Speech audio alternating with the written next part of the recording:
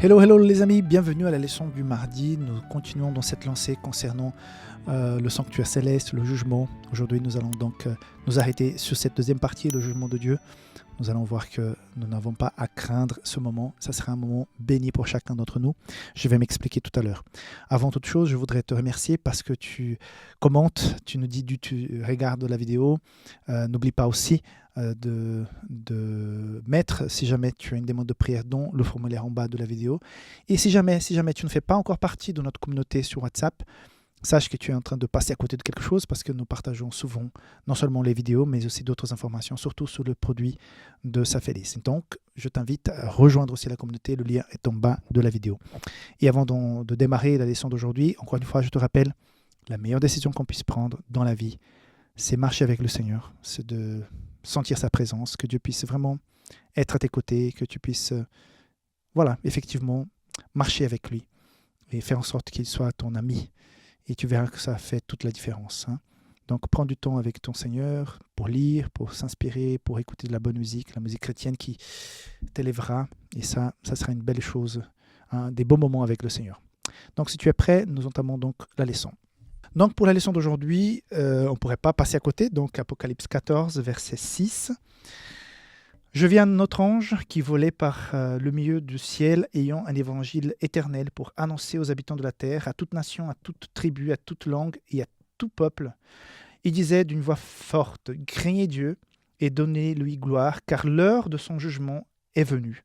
Et adorez celui qui a fait le ciel, la terre, la mer et les sources d'eau. » J'aime bien la fin, parce que ça donne l'identité. On n'est pas en train de parler d'un Dieu grec ou quelconque Dieu, on est en train de parler de Dieu créateur de toutes choses.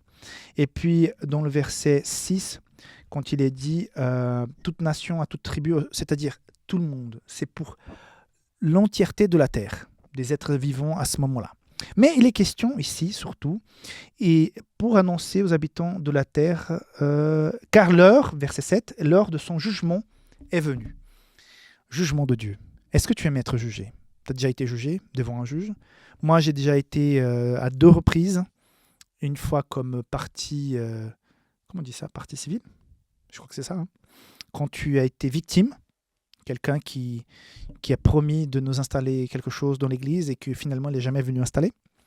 Et une autre fois, quand j'étais témoin d'un monsieur qui malheureusement frappait sa femme dans la voie publique, j'ai dû appeler la police, essayer d'intervenir, et donc c'était un peu compliqué. Finalement, je suis devenu témoin dans l'affaire, et donc j'ai dû aller devant le juge, encore une fois. Peu importe. C'est vrai que je peux me dire, oui, j'étais assez confortable, parce que, sur l'un jugement, j'étais victime, l'autre, j'étais témoin.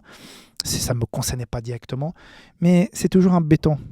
Parce que quelque part, tu penses aussi à cette personne qui va un petit peu payer pour ses actes.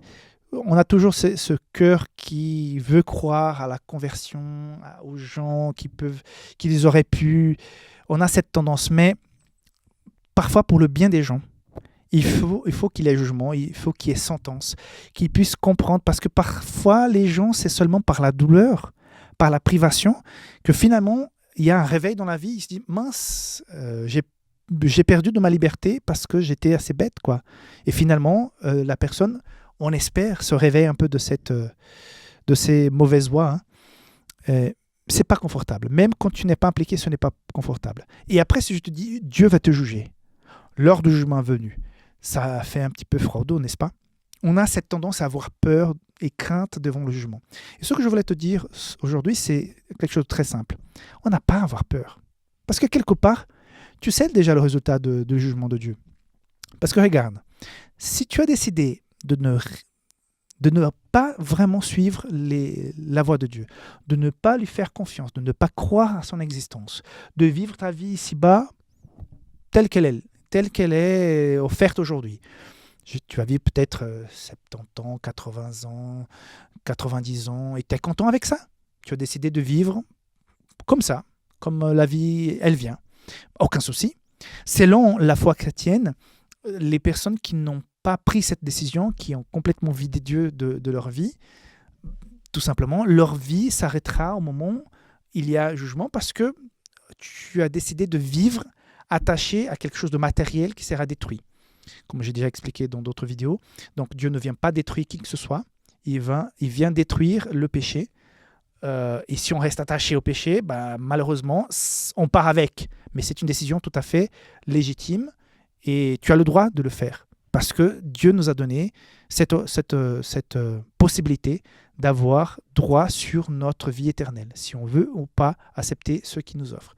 Alors, si tu as décidé de suivre Jésus et que tu es sincère, et que tu es attaché à Jésus, que tu le tiens par la main, parfois tu tombes, parfois tu fais des bêtises, parfois tu prends le chemin un peu de travers, mais tu reviens, tu te demandes pardon, tu te relèves. Tu vois, David, Dieu a dit qu'il était un homme selon son cœur, mais il a fait tellement de bêtises graves. Moi j'ai l'impression, je pense que j'ai jamais tué personne. Hein, même indirectement, j'ai jamais tué personne. C'est-à-dire que je n'ai pas ce poids sur moi. Et David, il a fait ça, quoi. Il s'est repenti et Dieu l'a pardonné. Donc, je vois que même si je tombe, même si je peux faillir, le plus important, c'est de rester attaché et de dire, Seigneur, voilà, et d'être toujours sincère en connexion. Seigneur, j'ai failli, j'ai tombé, mais je te demande pardon. Je vais essayer de réparer mes torts si jamais j'ai touché aussi quelqu'un d'autre. Si humainement je dois payer pour mes actes, je payerai.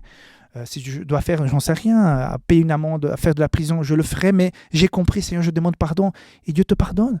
Donc, quand tu auras le jugement, qu'est-ce que tu as à craindre? Rien. Tu es sauvé en Jésus-Christ parce que tu étais toujours attaché. Salvation, le salut en Christ, ce n'est pas parce que tu es parfait. Mais il n'y a personne de parfait. Personne. Si c'est la perfection, la condition pour le salut, on est tous cuits. Hein. Moi, le premier. Le salut, c'est la décision. J'ai décidé de suivre le Christ. Et je reçois le salut en Jésus-Christ. Et je vis dans le salut en Jésus-Christ. Et si je tombe, je me relève dans le salut en Jésus-Christ. Et je ne suis pas inquiet avec le jugement de Dieu. Avec le retour de Jésus. Avec la fin de ce monde, je ne suis pas inquiet. Je sais en qui je croyais, en qui je tenais la main de Jésus. Et voilà. Donc, si j'ai décidé de ne pas le suivre, tu connais déjà le résultat du jugement, donc tu n'as pas à avoir peur, tu connais déjà le résultat. Si tu as pris la décision de suivre, de rester attaché au Seigneur, tu connais déjà le résultat, tu es sauvé en Jésus. Amen, dis Amen, écris Amen dans les commentaires. C'est ça. Donc cette assurance du salut. Quand on voit par exemple, l'exemple que donne la leçon, les 10 vierges, celles qui avaient plus d'huile, qui représente le Saint-Esprit, c'est qu'elles avaient une vie de communion, de consécration avec le Seigneur. Donc, quand le fiancé arrive, elles peuvent rentrer tranquillement dans le mariage.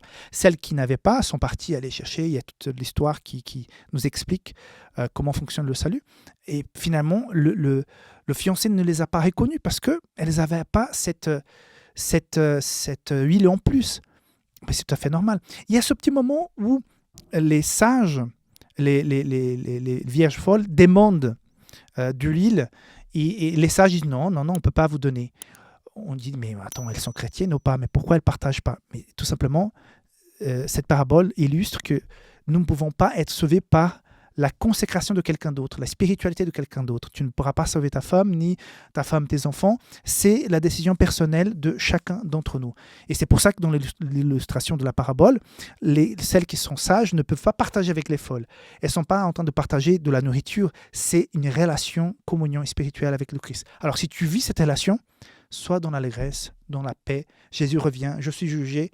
Mais c'est une bonne chose. Et autre chose, Jésus ne va pas se tromper dans son jugement. Tu ne seras pas condamné par erreur. Donc, il n'y a pas de souci, quoi. Sois tranquille, sois dans la paix. Jésus t'aime et il va te juger. Et ça, c'est une très, très belle chose. Dieu te garde. On se voit demain pour la suite. Bye bye.